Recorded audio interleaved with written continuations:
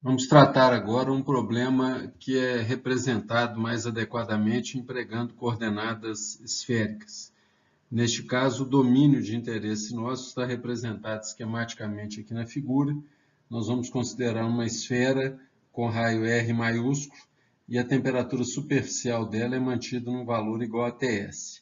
A região de interesse nosso aqui neste tratamento é a região de fluido que está envolvendo essa esfera, e nós vamos considerar uma situação de fluido estagnado.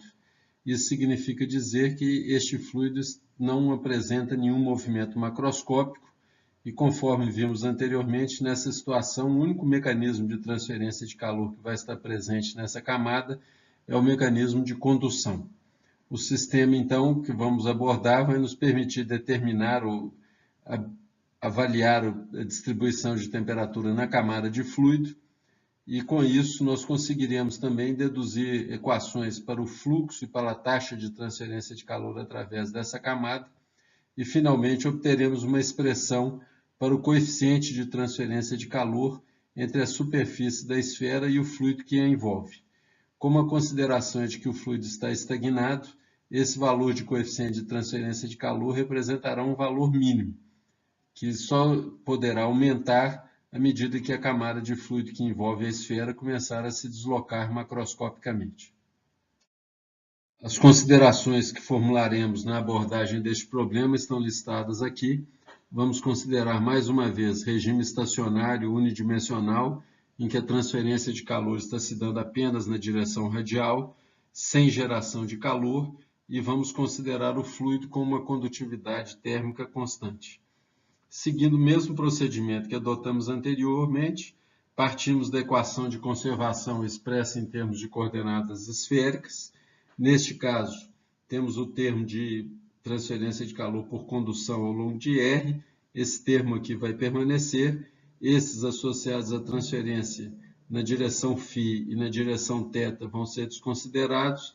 A não consideração de geração de calor permite que removamos esse termo. E, finalmente, a hipótese de estado estacionário permite que façamos a eliminação deste termo relativo ao acúmulo. Com essas simplificações, a equação geral de conservação passa a ser expressa através dessa parcela, e com a hipótese de condutividade térmica constante, a condutividade térmica passará para a parte externa da derivada, uma vez que ela não é constante, não é igual a zero. Certamente quem vai ter que ser igual a zero é essa derivada que está expressa aqui. Observamos que o nosso domínio de interesse vai se estender desde a posição radial R igual a R maiúsculo, que é a coordenada radial da superfície da esfera, até valores de R tendendo a infinito. Como há valores de R que são inferiores a infinito, esse parâmetro 1 sobre R2 não vai ser sempre zero, o que nos permite, então, concluir que a equação que vai governar o processo de transferência de calor na camada de fluido estagnado é essa que está representada aqui. O que faremos a seguir é proceder a uma integração desta equação para obter uma equação do perfil de temperatura, aplicaremos a seguir as condições de contorno e obteremos uma expressão que vai relacionar a temperatura na camada de fluido em função da coordenada radial. O procedimento que adotaremos vai consistir em proceder à integração da equação anterior. É necessário proceder duas integrações, utilizando a técnica de separação de variáveis, que já foi utilizada em vários exemplos anteriores. A conclusão, neste caso, é que a variação de temperatura com R é descrita pela função de uma constante C1 dividido por R ao quadrado. Novamente, observamos aqui que o gradiente de temperatura não é constante, ele é inversamente proporcional à coordenada radial elevada ao quadrado. Se lembrarmos da definição de fluxo de calor a partir da equação de Fourier, temos aqui que o fluxo de calor através da camada de fluido vai ser dado pela condutividade térmica do fluido, K índice F, multiplicado por dT/dr, e nessa situação concluímos que o fluxo de calor não é constante. Ele vai variar inversamente com a posição radial elevada ao quadrado. Procedendo a mais uma integração, podemos finalmente determinar a distribuição de temperatura em função de duas constantes de integração que são incorporadas a partir de cada uma das integrais indefinidas que realizamos. O que se constata é que a variação de temperatura agora é uma variação que depende do inverso da coordenada radial. As determinações de C1 e C2 vão ser feitas através do estabelecimento de condições de contorno.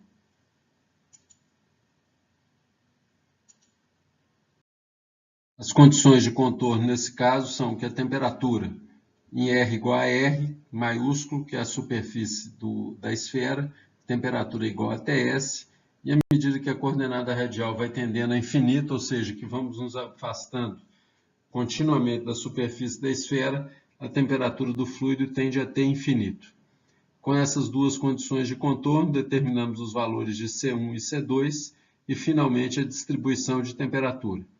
Mais uma vez, sugiro que vocês reproduzam o algebrismo que foi feito e verifiquem esta equação para a distribuição de temperatura.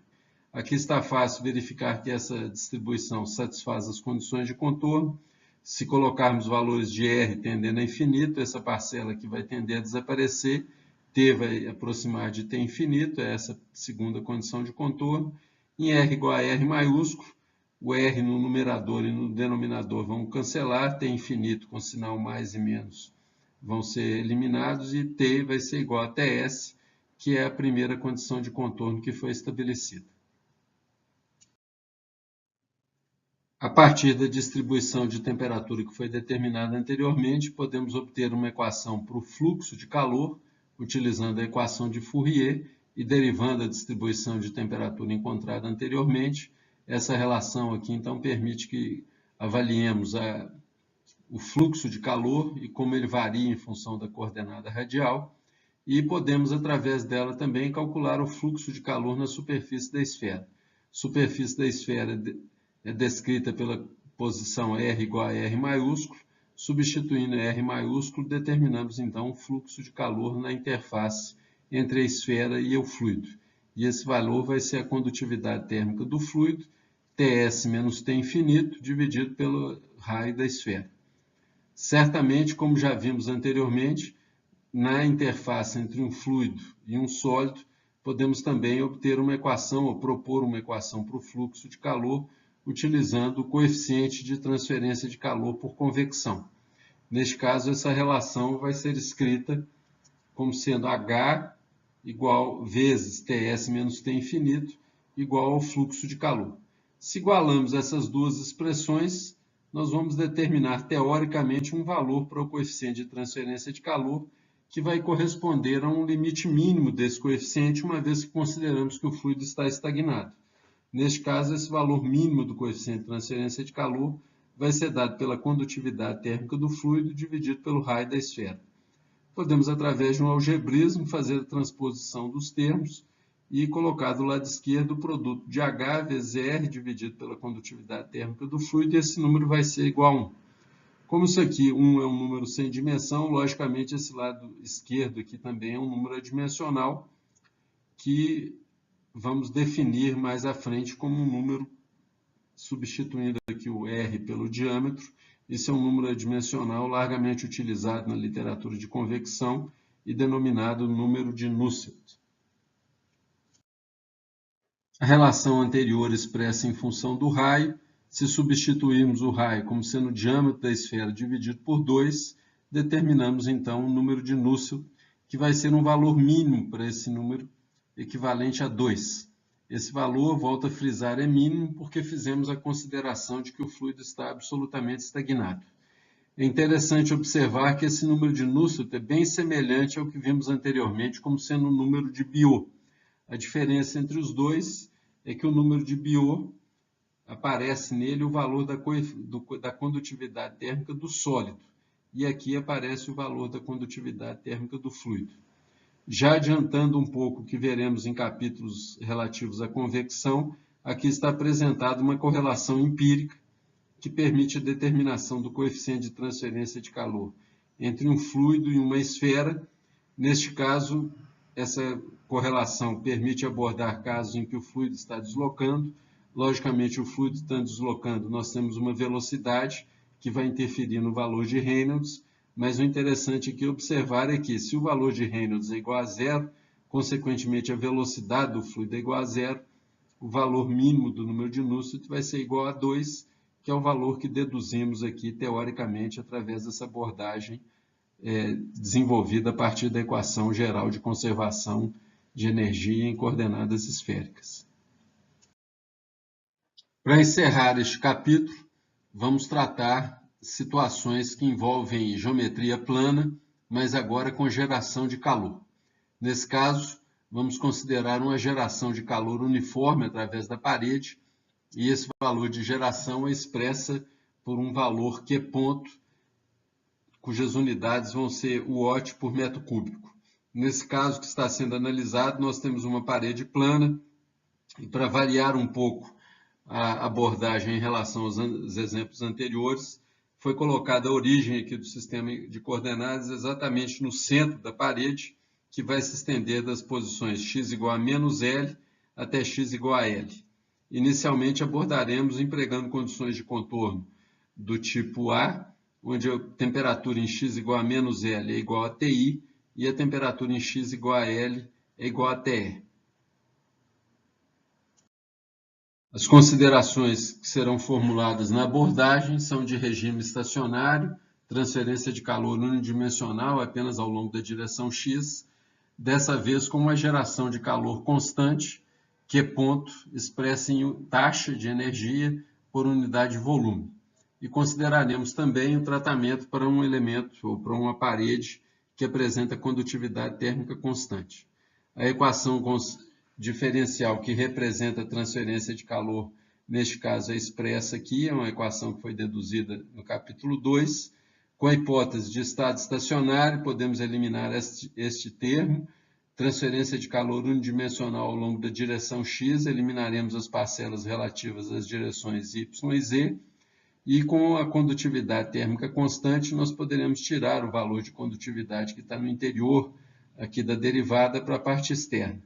Então, sobreviverão apenas o primeiro e o quarto termo desta equação relativo à geração de calor. Com essas simplificações, então, a equação de conservação que utilizaremos será esta que está representada aqui, e com a hipótese de K constante, esse K foi passado para a parte externa da derivada, e essa equação foi finalmente dividida os dois lados por K, uma vez que ele é constante, e aí nós temos a equação diferencial que vai governar o processo de transferência de calor nesse sistema. O tratamento matemático não é muito diferente do que foi desenvolvido anteriormente. Integramos duas vezes. A primeira integral vai nos permitir obter uma equação para o gradiente de temperatura, que observamos novamente que não é um gradiente constante, ele vai variar linearmente com a coordenada x. E procedendo a uma nova integração, nós conseguimos descrever então o perfil de temperatura, agora incorporando o termo de geração. Vocês observem que se fizermos esse termo de geração ficar igual a zero, nós obteremos um perfil linear, conforme foi deduzido no início deste capítulo. A presença da geração de calor vai introduzir um termo quadrático e fazer com que a distribuição de temperatura apresente um comportamento parabólico. Novamente, para especificarmos o perfil para o caso específico que estamos trabalhando, precisamos de enunciar as condições de contorno e determinar os valores de C1 e de C2.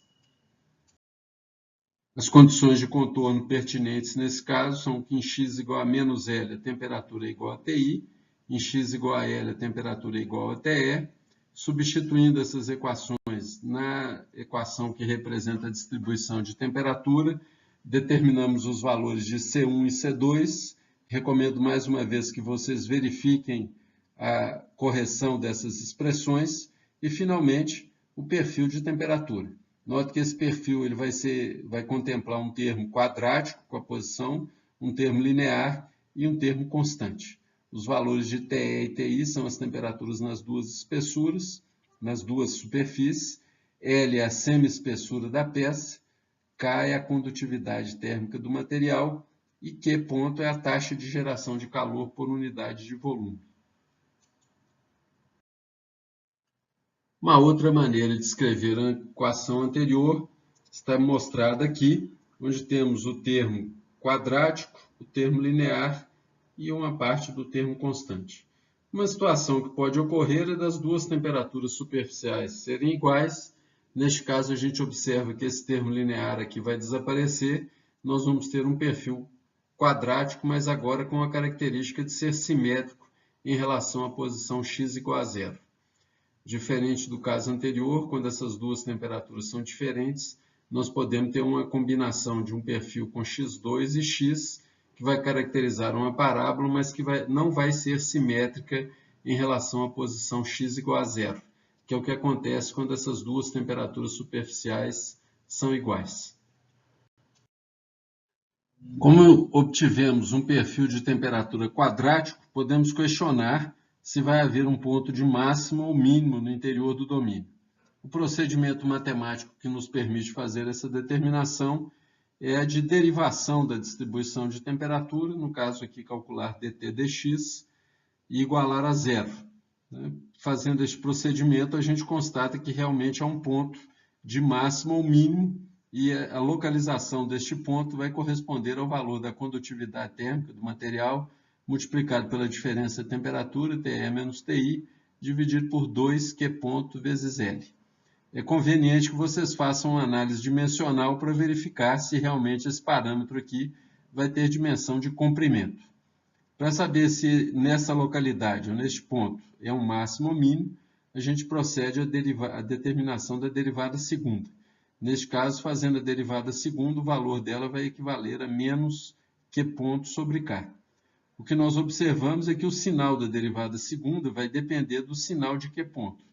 Se for uma geração de calor positivo, a derivada segunda vai ser negativa. E aí nós temos uma situação onde, no caso de geração positiva, derivada segunda negativa, nós temos um ponto de máximo na temperatura. No caso de uma geração negativa, temos uma parcela aqui com sinal menos, com outra com menos, isso vai virar positivo, a derivada segunda será positiva, e aí nesse caso teremos um ponto de máximo.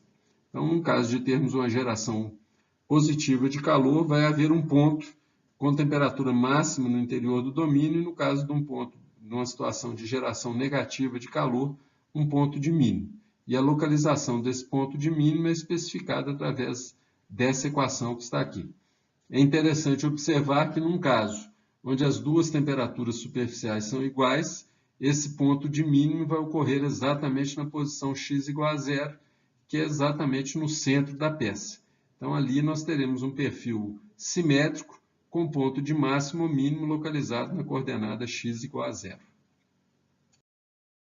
Uma generalização do que foi feito anteriormente pode ser apresentada aqui agora, onde temos nas superfícies x igual a menos L e x igual a L condições de contorno convectivas. Em ambos os casos, o valor de H e de T infinito igual nas duas superfícies.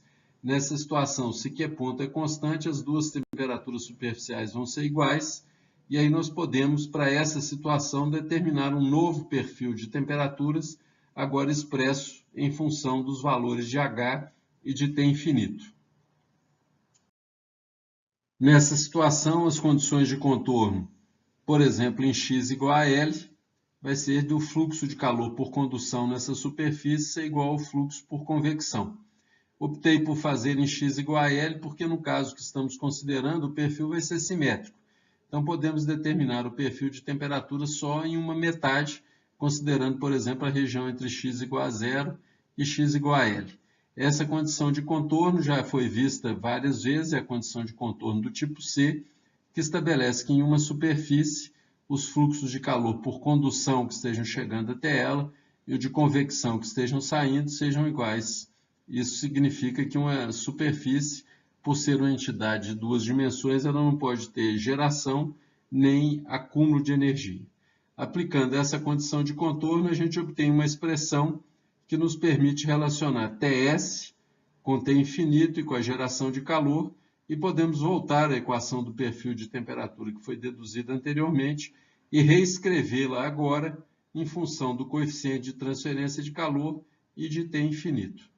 É conveniente aqui que vocês esbocem esse perfil de temperatura, fazendo um gráfico, por exemplo, arbitrando valores para as diferentes variáveis envolvidas e examinando o comportamento dessa distribuição de temperatura em função de x utilizando valores variáveis de Q ponto, inclusive valores positivos e negativos, e analisando como isso interfere no perfil de temperaturas calculado. Um exemplo final deste capítulo, nós vamos analisar o caso de uma parede plana com espessura de 0,1 metros, com condutividade térmica de 25 watts por metro Kelvin, nesse caso com uma geração volumétrica de calor uniforme equivalente a 0,3 megawatt por metro cúbico. De um lado ela é isolada, do outro lado ela está exposta a um fluido a uma temperatura de 92 centígrados. O coeficiente de transferência de calor por convecção entre a parede e o fluido é 500 watts por metro quadrado Kelvin, e aqui é solicitado que determinemos a temperatura máxima na parede. O procedimento aqui para resolver esse exemplo, nós utilizaremos a equação de perfil de temperatura que foi determinada anteriormente e substituiremos os valores nessa equação para a determinação do valor de temperatura máxima. Aqui nós temos um esboço do sistema que está sob análise. Coloquei em x igual a 0 a superfície que está isolada. Logicamente, essa superfície aqui, como é um caso de geração de calor positivo, vai ser um ponto de máxima, é o ponto x igual a 0. Aqui na superfície, em x igual a L, temos contato com um fluido. E como vimos anteriormente, para essa situação, o perfil de temperatura é descrito por essa expressão matemática. Como todos os valores foram fornecidos, nós temos condição de derivar esse perfil de temperatura e determinar a localização onde vai estar o máximo, certificar que realmente vai ser em x igual a 0, e aí determinar o valor de temperatura neste ponto. O valor de temperatura máxima, então, vai ser o valor de temperatura na posição x igual a 0. Substituindo x igual a 0 na equação anterior, temos o valor para a temperatura máxima. E substituindo os dados que foram fornecidos no enunciado do exemplo, temos o valor de temperatura máxima, que é exatamente na superfície em x igual a 0, equivalente a 212 centígrados. Podemos fazer ainda um balanço final para certificar que o balanço global de energia está sendo satisfeito. Citado no problema, nós podemos também determinar a temperatura superficial da peça em contato com o fluido. Para isso, basta utilizarmos a equação do perfil de temperatura, mas agora usarmos o valor de x igual a L. Então, nós encontraremos um valor de temperatura de 152 centígrados. Lembrando que o máximo foi determinado no slide anterior, em torno de 212 centígrados, a superfície 152, e o fluido que está em contato com essa superfície é 92 centígrados.